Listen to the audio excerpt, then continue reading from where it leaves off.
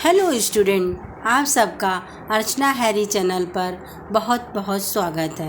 हम लोग वाक्य शुद्धि में वस्तुनिष्ठ प्रश्न को प्रैक्टिस कर रहे थे। चलिए उसको कंटिन्यू करते हैं। क्वेश्चन 12 तक हो चुका था। अब आज क्वेश्चन 30 देखते हैं। अशुद्ध वाक्य। आप इस पत्र में हस्ताक्षर बना दीजिए। तो इस वाक्य में बना दीजिए नहीं होता है, कर दीजिए होना चाहिए। चलिए शुद्ध वाक्य को देखते हैं।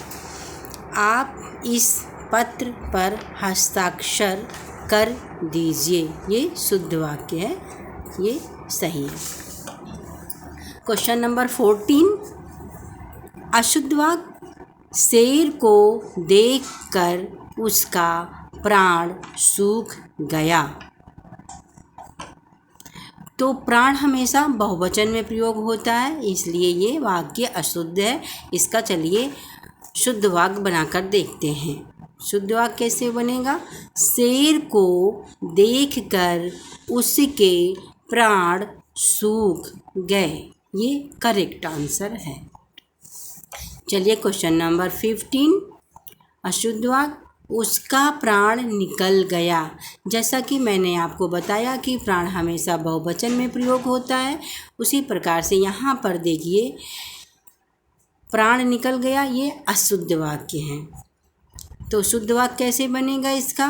उसके प्राण निकल गए, ये करेक्ट आंसर है। चलिए क्वेश्चन नंबर 16। अशुद्ध वाक्य। अधिकांश विद्यार्थी शांत रहे। अधिकांश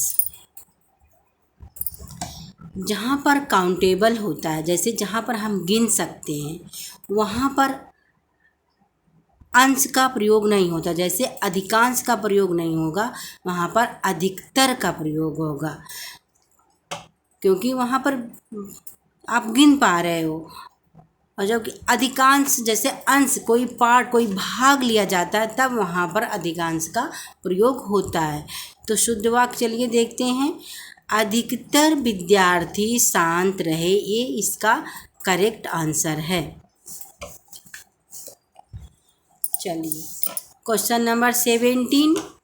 अशुद्ध वाक्य। दोषी छात्रों ने अपने सिर नीचे को कर लिया। सिर को नीचे कर लिया, ये थोड़ा त्रुटिपूर्ण है। चलिए शुद्ध वाक्य बनाकर देखते हैं कैसे बनता है। दोषी छात्रों ने अपना सिर झुका लिया, ये इसका शुद्ध वाक्य हुआ। चलिए क्वेश्चन नंबर 18। अशुद्ध वाक्य। आपकी महान कृपा होगी। तो महान, यहाँ पर महान शब्द जो है यहाँ पर त्रुटिपूर्ण है, तो इसका शुद्ध वाक्य देखते हैं। आपकी महती कृपा होगी, ये इसका शुद्ध वाक्य है।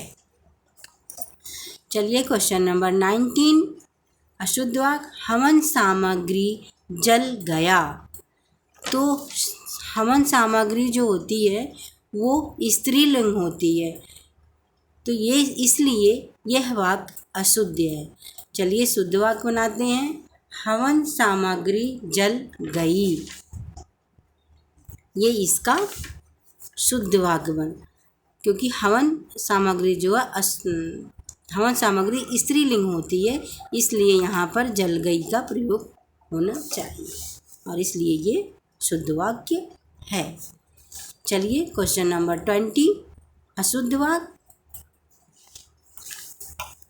उसे कह दो कि भाग जाए। तो यहाँ पर सर्वनाम संबंधी अशुद्धि है, उसे के स्थान पर उससे होना चाहिए। चलिए शुद्ध वाक्य बनाते हैं। शुद्ध वाक्य। उससे कह दो कि भाग जाए, ये इसका शुद्ध वाक्य है, इसलिए ये सही है। चलिए क्वेश्चन नंबर 21। अशुद्ध वाक्य। अत्यधिक व्यस्तता स्वास्थ्य के लिए हानिप्रद है। तो हानिप्रद नहीं यहाँ पे प्रयोग होना चाहिए, यहाँ पर कारक का प्रयोग का प्रयोग होना चाहिए। जैसे स्वास्थ्य के लिए कारण या कारक का प्रयोग होता है। तो चलिए शुद्ध वाक्य देखते हैं कैसे बनता है। अत्यधिक व्यस्तता स्वास्थ्य के लिए हानिकारक है। तो इसलिए हानिप्रद शब्द जो है यहाँ पे त्रुटिपूर्ण है और हानिकारक शब्द जो यहाँ पर शुद्ध है, इसलिए ये वाक्य शुद्ध है। चलिए क्वेश्चन नंबर 22 अशुद्ध वाक्य देखते हैं। मेरे मन के अंदर कोई बुरी बात नहीं है।